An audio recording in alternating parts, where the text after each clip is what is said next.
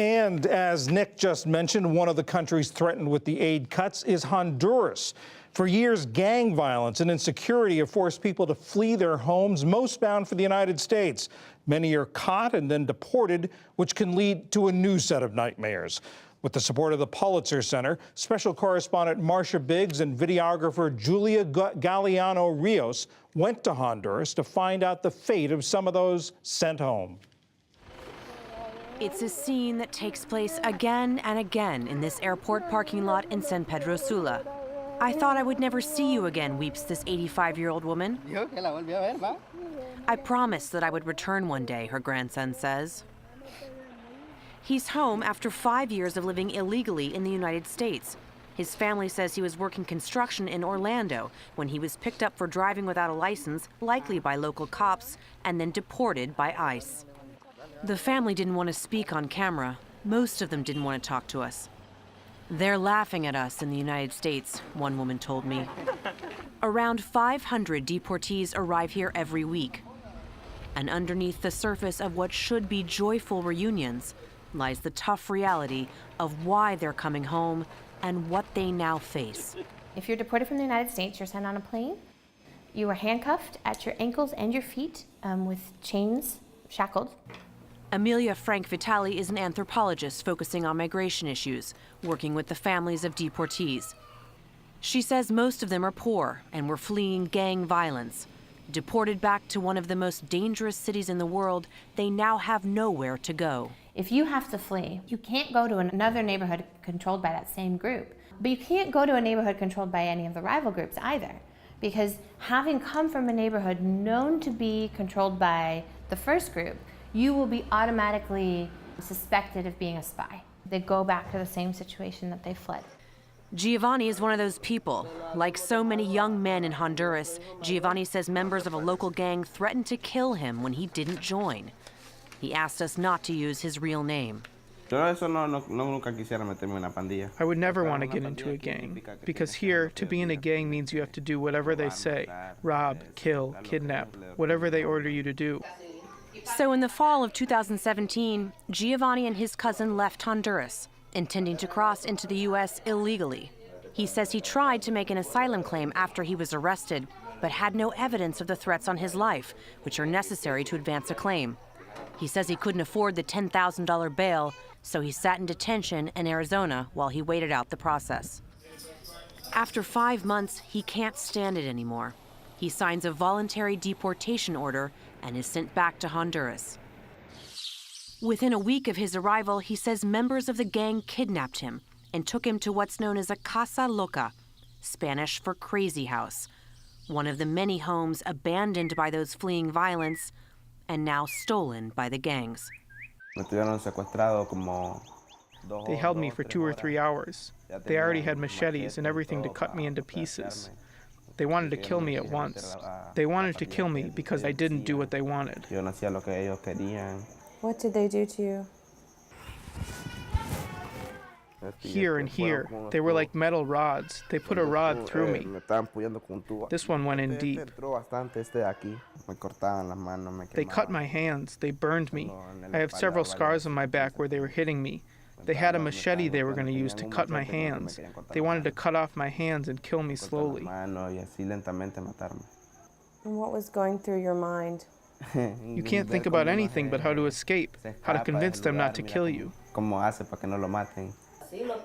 At the last moment, police burst in. They'd been called by his mother. She's still too frightened to show her face. How did you know that you could trust the police? I didn't exactly trust them, but it was my only solution.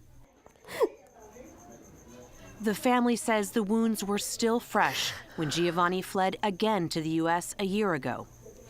But that time, he says no one even asked him if he wanted asylum, and he was deported.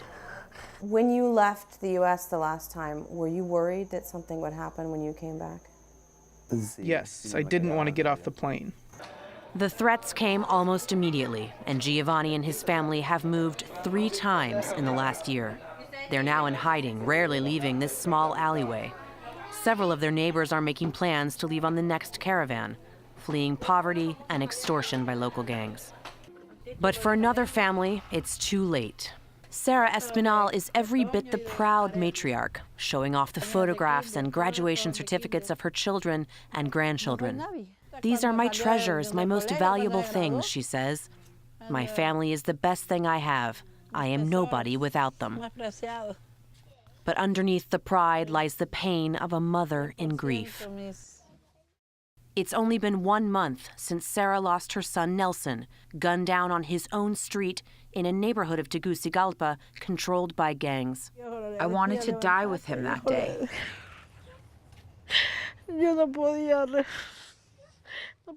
I couldn't see my son with all that blood. It's too hard for one person. His family remembers him as a dedicated brother and uncle, a good neighbor who spent his last days paving the main road in their village. They say he refused to join a gang and was working in construction. He dreamed of someday opening a barber shop with his sister Patricia and was hoping to find work in the U.S. He was special. What were his dreams for life in the United States? He said, I'm going to work hard. My idea is not to be there for a long time. I'm going to work as much as I can, and I'm going to send money. We're going to start a business, he said. We're going to start a family business. Last October, he and a friend from the neighborhood headed north, but were caught at the U.S. border. Unable to make a case for asylum, they were deported. Nelson's story is like so many horrible ones that we've heard. He was deported from the U.S. and had only been home for 1 week when his family says he walked out of his house from here down to the corner where 3 men approached him and without saying a word, shot and killed him. It was something I can't describe, a horrible pain in my chest. I never imagined that we were going to spend such a short time with him and we would not see him again. All they have left of Nelson are photos and a few of his personal items. They keep his shoes neatly arranged in a closet. He also left a 7-year-old son who plays with his cousins on the same street where his father was brutally murdered. Passing through there generates so much pain, and at the same time fear, because when you pass you think, so anyone can die how he died. Do you think he knew that someone was after him? I think he knew. He didn't tell us directly, they're going to kill me, but he always said, I can't do anything here. All there is danger. Like so many relatives of those killed by gangs in Honduras, Patricia knows who killed Nelson. But not only can she not say who did it, it's clear she doesn't even want us to ask. This is an everyday thing, what you experience in these neighborhoods, and we've had to adapt. Of course, we never thought that it would happen to a family like ours. Back in San Pedro Sula, we got some bad news from Giovanni. His family's been receiving some threatening messages from the gang that was after him, so we're gonna go find out what's going on. Giovanni doesn't have a phone, so the messages were sent to his cousin. An ominous voice cackling and taunting him, calling him a dog, threatening to kill him and his family, and claiming to know where they are. Is there anywhere that you can look for protection? Only in a different country, not in Honduras. Do you ever remember a time when you didn't live in fear? I've always had a fear of being here. Traveling to another country, facing risk, that I'm not afraid. Now he's been deported twice. An asylum claim would be harder to make. His life here is absolutely under threat. Sooner or later, they're going to kill that boy. But what option does he have for international protection, really, at this point? Against the odds, Giovanni sets off, packing a tiny bag. Afraid of being robbed, he's got just one change of clothes and a toothbrush. He has a last meal before a tearful goodbye with his brothers and sisters. He's nervous and sad to leave his family, but says he's confident he won't be sent back. He knows the route better, and he won't even bother trying to cross legally. The bus comes quickly, and in an instant, he's gone, speeding off to an unknown future and hoping he won't have to return to a country that can't protect him. For the PBS NewsHour, I'm Marcia Biggs in San Pedro Sula, Honduras. And an update to Marcia's report. At the end of it, you saw Giovanni leaving Honduras, but he never made it to the United States. The journey proved too difficult and too cold through the late winter, and his fear of being attacked again materialized in northern Mexico, causing him to turn back near the border. Last week, he returned home to his family in San Pedro Sula.